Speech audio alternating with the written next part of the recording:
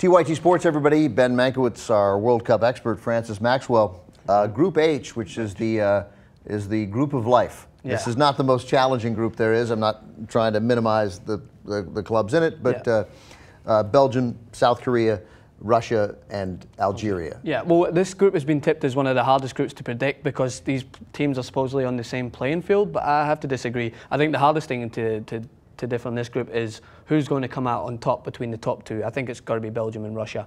I'm going to be certain on this. Some of the groups I'm going between teams, but I think Belgium and Russia are going to take it. It's just on who's going to be first and second out of these both teams. The odds makers have Belgium as a favorite here. They're -175, Russia 2-1. Yeah. But they are, as you say, they're very clearly the odds makers have them as the top two. Well, Belgium there's been tips around this team for the past maybe 5 years about will they finally live up to this expectation? And in qualification they did. They've got an abundance of talent. I know all you guys online love Eden Hazard. Finally, I'm going to talk about him. This player that plays for Chelsea. He's an unbelievable player. He's so fast. I mean, if I was to compare him to your American sports, he reminds me a lot of like a Nate Robinson, small compared to other players, fast, quick, and he's so exciting to watch. And during the Premier League, he had 14 goals in the Premier League this season. I think we were going to get a Nate Robinson reference like Nate here Robinson. in our Group H discussion.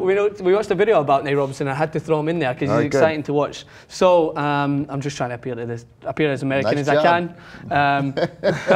So he's... You're not fooling anybody, my friend. Well, I was throwing a couple of American words in there. That was gnarly. That was gnarly, bro. Anyway, 14 goals for Hazard this year. Got players alongside him like Lukaku, who is a guy who plays also in the Premier League, who's very good. They're going to count a lot on him because they had another guy called Benteke, who's been injured. Lukaku is a big, strong striker. They're going to count on him now because he's going to be one of the lone strikers up there. There's so many guys out there that for Belgium who are going to be trying to help them out. All right, let's talk about Russia. Russia has a new coach, former coach of England. Yeah. And so the knock on Russia in previous international competitions had been sort of a lack of structure sometimes. They've always had a good maybe 2 or 3 players in the team, but they've struggled before in the last few competitions. And they finished the top of their qualifying group ahead of Portugal, which was a thing that no one expected because they came into the competition like.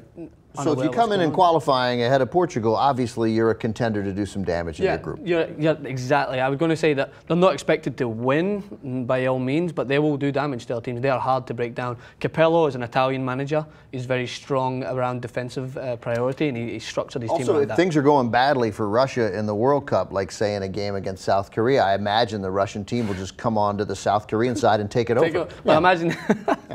I was waiting for politics to make its way in, and of course it did. Just a little bit, yeah. But of course, in a similar way, Russia are very strong to break down, and it's just something that has always been a base. And I think they're just nation as a whole. They're a very strong unit. Intimidating is one. I don't know if you Americans like to agree, and you've got your issues there. I mean, it's interesting that the national team you mentioned would sort of match the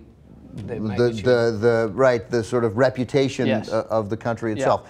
Yeah. The other two clubs, South Korea had that great run in 2002 here in Los Angeles. A bunch of us at the Young Turks went down and watched games in Koreatown here in Los Angeles. It was thrilling, the games, because of the time change. We were there at like 5 in the morning watching. Wow. Yeah, and it was thrilling. It was very exciting to be there. But they had a huge advantage there in that they got behind, that country got behind them. And there is some controversy about some of the decisions that were made, refereeing decisions in the tournament. But all credit to them, they've done well. And it's not like that was a one-off. They don't always go far, but they're Asia's most frequent team to make it the World Cup. This is their 8th consecutive qualification, so congrats to them. But I don't see them past this group. I don't see them getting that stroke of luck this time up against the structured Russia and the talented Belgium. And everybody in this group has a chance to pick up a win against Algeria. I think so.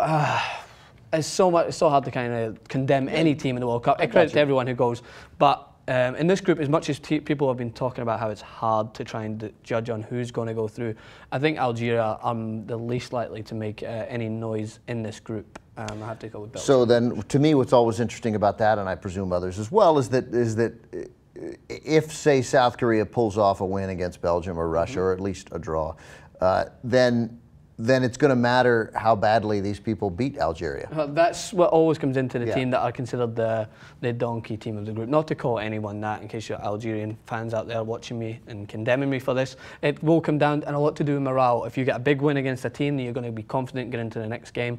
I think Belgium are one of the highest tipped underdogs, if that makes any sense, because they are an underdog in this competition, but they're highly tipped to go far. So if they string in a couple of good results, you heard it here, along with a lot of other pundits, they could make a good run in this competition. Okay, Francis, that's Group H. Thanks very much.